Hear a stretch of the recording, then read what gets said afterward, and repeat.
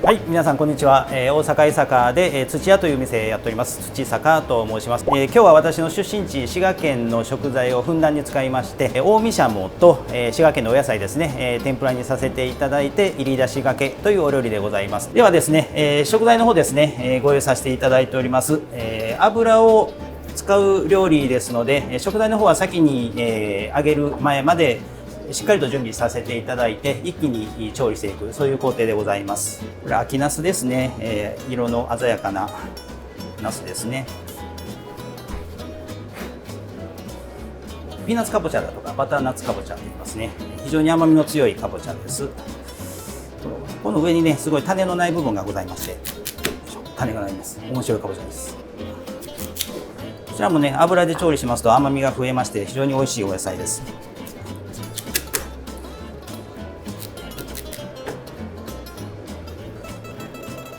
薄い皮ございますのでね、皮の方を剥いてまいります。次はキノコ類ですね。こちら龍王町の、滋賀県龍王町の、アワビタケ、アワビの食感形に似たキノコと言われています。アワビタケですね。軸の部分が太いのが特徴でして、コリコリとした食感でございます。あとは永源寺舞茸ですね。油と相性が良くて、加熱すると香り、旨味美味しくなるお料理ですね。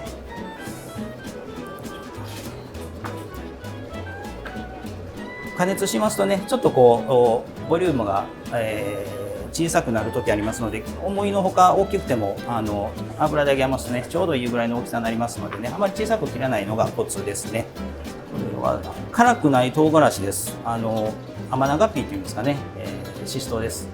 あとは、本当に私の実家に近い農家さん、いちじくです。高島いちじくです。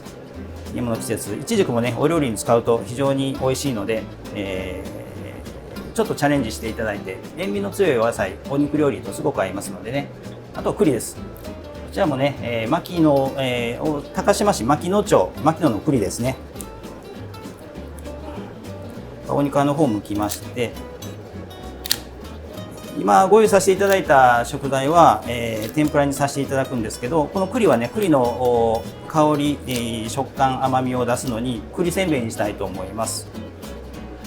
ちょっと大変ですけどね、栗の渋皮の方を剥いていきますね。栗せんべいっていうのは、はい、薄く切る。そうですね。ちょっとこう皮むくみたいにしましてね、ちょっとこうあんまりこうなんて言うんでしょう、薄くしすぎると食感も悪いので、気持ちこう皮むくみたいにして分厚めと言いますか、1ミリ2ミリぐらいのサイズでいいと思います。天ぷらはふわっと揚がるんですけど、おせんべいというだけあって、ちょっとこうカリッと食感の違いをね楽しんでいただくには、こういう剥き方をするのも面白いなと思います。今日のお料理の、ちょっと肝でもあります面白いこの弥平唐辛子ですね。9月10月にフレッシュの、唐辛子が手に入ります。ちょうど農家さんが今生で出荷されている季節なので、今日は鷹の爪、乾燥ではなくて生の弥平唐辛子、鷹の爪の辛さが2倍、だがしかし糖度が11あります。糖度11ありましてね、フルーツで言いますと桃と同じ糖度があるらしいです。種以外のところを食べてもやっぱり辛さはすごくくるんですか？辛いです。逆に種はえぐすぎてちょっと今日のお料理に合わないなと思ったので、種の方は出させていただきます。で、大根おろしですね、ちょっとすみません、お行儀悪いです。お箸で穴を開けます。弥平唐辛子が入る大きさの穴を開けますね。はい、実はこの中に埋めちゃいます。こんな感じです。これぐらいの大根ならもう1本でいいと思います。このまま普通に大根おろしにしていきますね。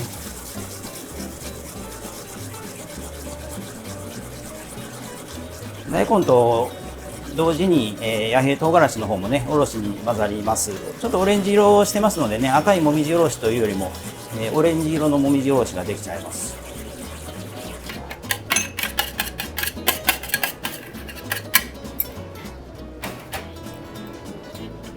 綺麗なオレンジ色のもみじおろし、ちょっと普通とはね色違いますけど、これが弥平唐辛子の特徴ですね。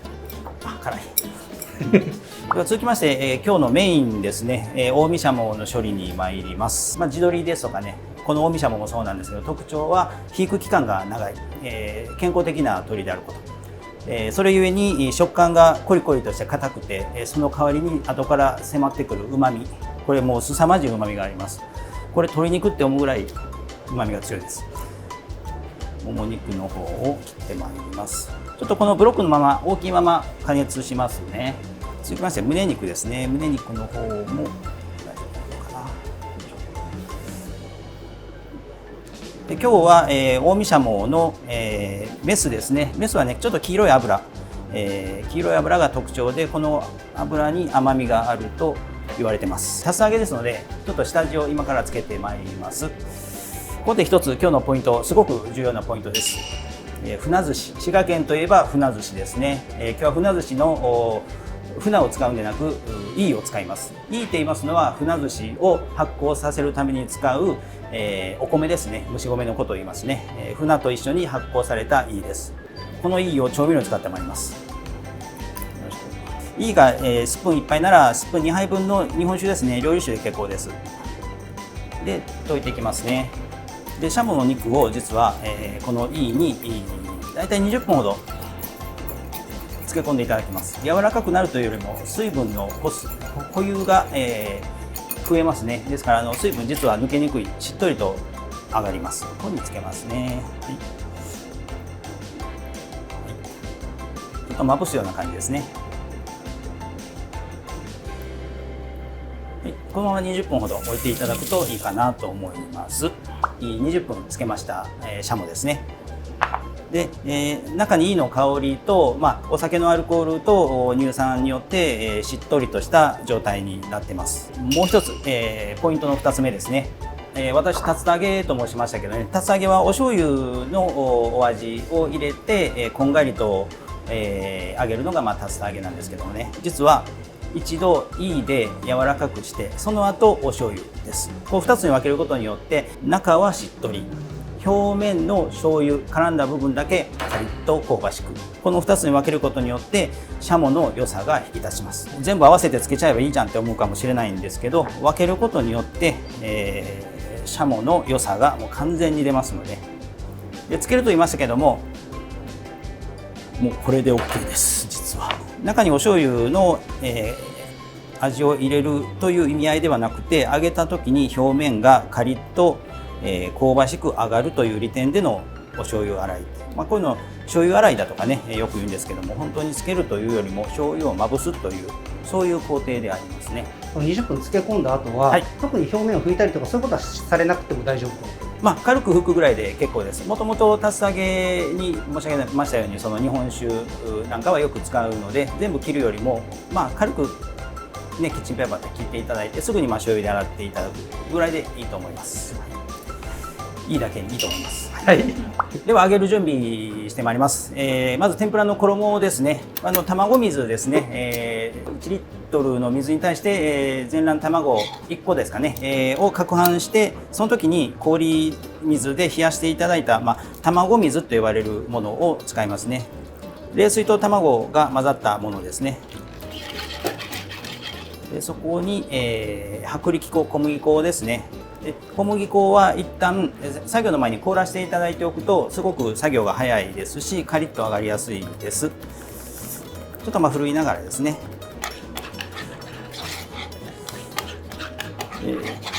よく天ぷらをこうね、ふわっとカリッと揚げる揚げ方どうしたらいいんですかっていうご質問いただくんですけど、なるべくこの冷えた状態を保つっていうのと、あまりこう混ぜすぎない、作業工程、なるべく減らした方がいいと思いますね。混ぜすぎると、粘りグルテンというものが発生して粘りの元になりますのでね、サクッと揚げてまいります。今日はちょっとね、薄衣で揚げたいので、ちょっとこれぐらいです。もう衣の方はこれぐらい薄いです。で続きまして打ち粉ですね、食材の方に打ち粉してまいります。一般的に売ってる薄力粉でも製菓用の方が、天ぷらには向いてるかなと思います。これも小麦粉屋さんとお話しした時に、製粉したては製菓向きで、製粉してちょっとこう寝かした時間の経ったものが天ぷら向きだよって教えていただいたことがあります。で鶏の方もですね、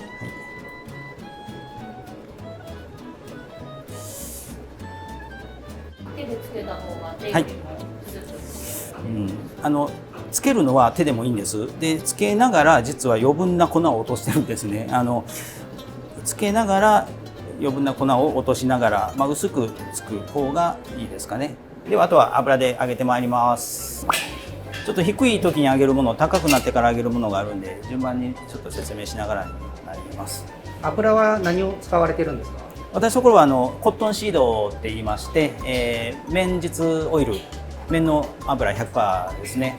まず低温から揚げるものからじっくり揚げていきますね。先ほどの、栗せんべいですね。これは低温からじっくりせんべいにしていただいて、カリッとした食感を楽しんでいただくためなので、低温で揚げていきます。次にバターナッツですね。かぼちゃです。これも低温からじっくり時間をかけて揚げることによって、甘みが出ますので低温から入れてまいります。衣はねちょっと薄いんですけど、お料理に今日しますんでちょっと薄い衣で巻いてます。低温というのは大体どのぐらいの温度になるんですか？今これで160度あるかないかぐらいだと思います。160ギリギリないと思いますね。次シャモですね。皮目を下にしてあげますね。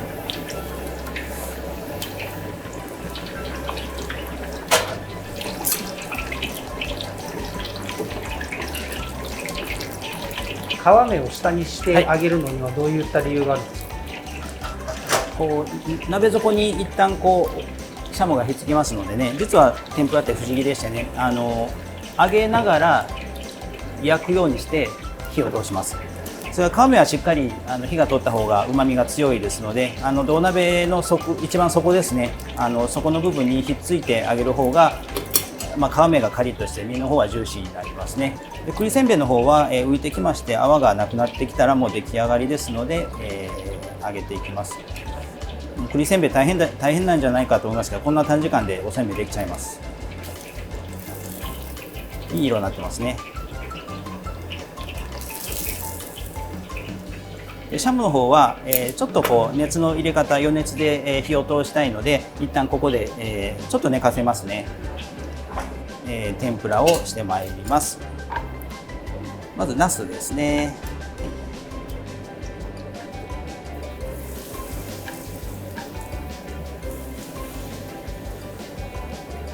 続きましてきのこですね。いちじくですね。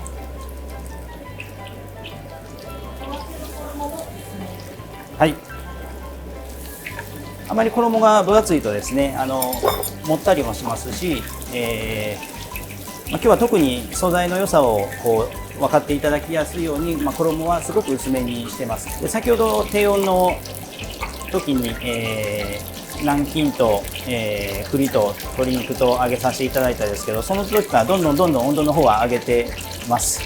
今で170ぐらいまで上がってるのかなと思います。お野菜なのでこれ以上高温になる必要はないんですけども、先ほどお肉を揚げた時よりも温度は高くしてます。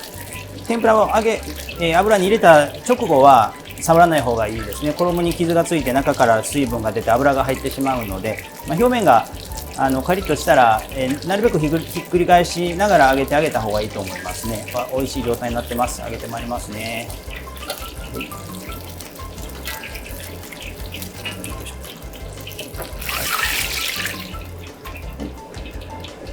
で先より温度上がってます。シャモだけ、2度揚げですね。表面カリッとさせます。シャモを高温で一気に揚げますとね、肉質硬くなりますので、低温でしっとり揚げて、最後に高温で、香りを出す、そういう工程ですね。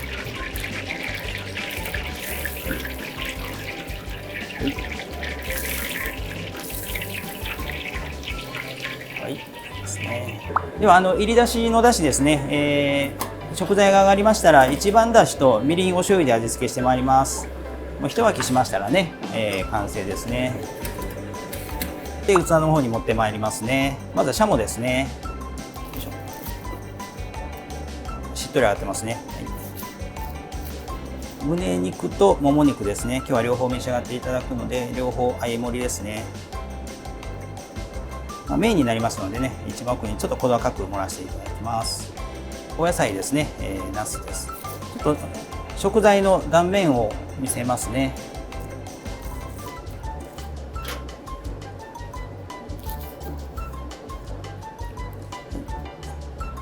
シャモの横には甘みの強いイチジクですね。あとはバターナッツですね。で、旨味の強い、キノコ類ですね。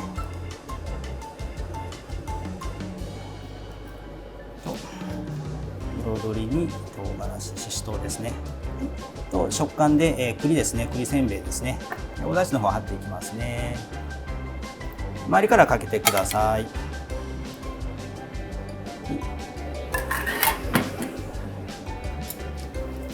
で、先ほどの野平唐辛子のもみじおろしですね。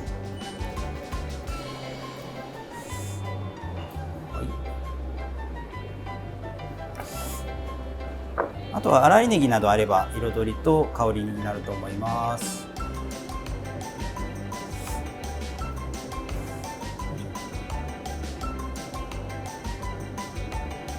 こちらで出来上がりですね。ではいただきます。お願いします。すごい野平唐辛子の、はい、オレンジが可愛いですね。ね、可愛らしい色ですね。はい、可愛らしい色とは裏腹に辛いのでお気をつけいただいて。わかりました。すごいなんか天ぷらをこのようにしていただくのが新鮮ですね。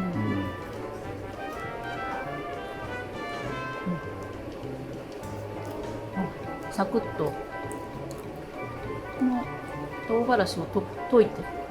そうですね。溶いてお出汁と一緒に、はい、いただくといいと思います。あ、辛甘いです。辛さの中にフレッシュ感が強くて、はい、その引けが実は早いんですよね。いつまでもピリピリしてなくて、ね、生わさびに近いような感覚ですかね。フレッシュ感の強いもみじおろし。特になんかこれが合うお素材があるんですか？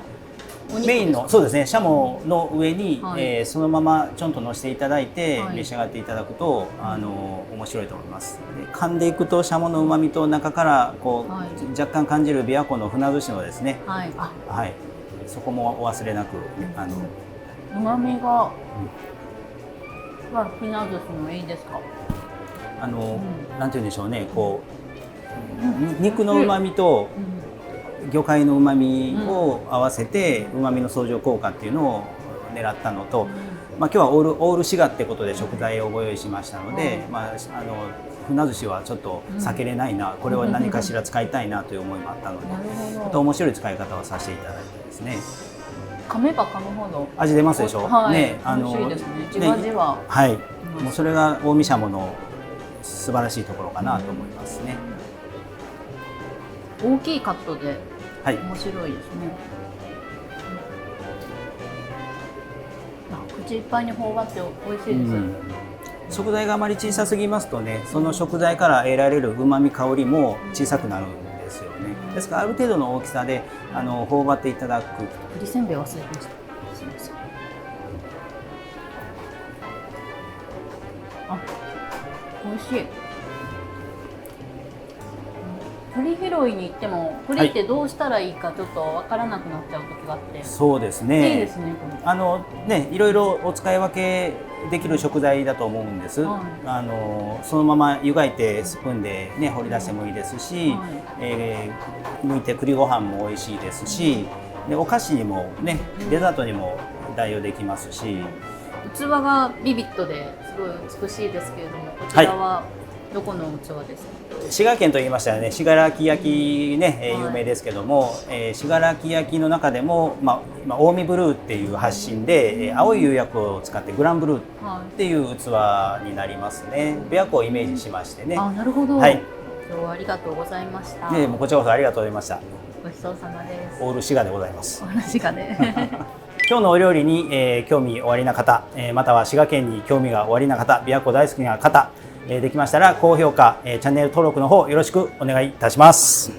私どものお店土屋でございますが、大阪の江坂にございます。ちょっと街中から少し外れた住宅街ではございますが、日頃のお忙しい、毎日を忘れていただくには絶好の場所にございます。天ぷらと、お料理と、うまくミックスさせていただいて、土屋ならではの景色を、ご提供できるかと思いますので、ご来店のほど、お店の方もよろしくお願いいたします。